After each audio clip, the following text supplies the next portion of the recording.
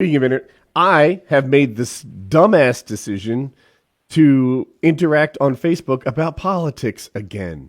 And it has brought me no joy. You can't do that. I'm dumb. I was a recovering addict, and then today I jumped in again. And I don't know. Good Lord. You stared too long into the void, my friend. And now the void is staring back into you. You can't get involved in politics stuff on Facebook. Or on Twitter. I think every time I do, I'm like, I'm too dumb to be saying any sort of opinion. Is it that you're too dumb? Because I feel like the other guy's too dumb, usually. Like, they're making arguments that are easy to debunk. That's it. If they say things that are factually accurate or like they have some opinion that it doesn't line up with me, that's fine. Like, I'm cool with that. It's when they say things that are patently untrue. It's like, ooh, well, this needs a correcting. Someone on the internet said something wrong.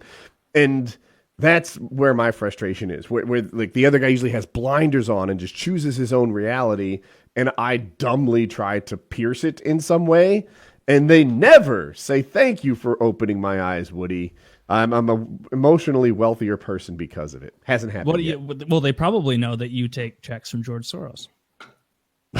Taylor, you can't just tell everyone that. That's what they probably know. I mean, the problem is, like, you can, if someone's on the internet saying like 2 + 2 is 5, you could get like fuck you, who's up, Copernicus or something. Get some math genius on there.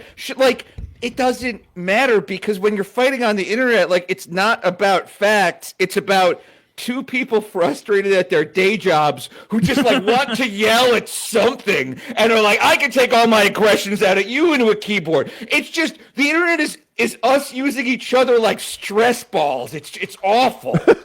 It really, and then like you'll get the people like some of the most annoying people. They'll be like, yeah, 2 + 2 = 5.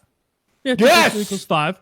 And then you'll be like, nah, I'm pretty sure that's not right. And they're like, oh, do you have a peer-reviewed study that says that 2 + 2 doesn't equal 5?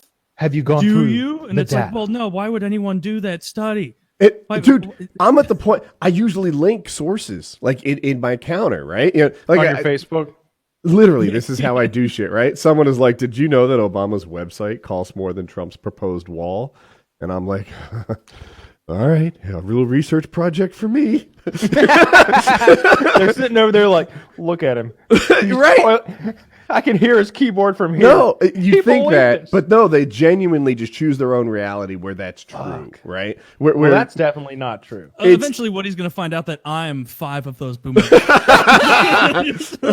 So I go and I link it, and I'm like, like actually, I looked into this. His website was more expensive than I would think it should have been, but it's not more than a wall, right?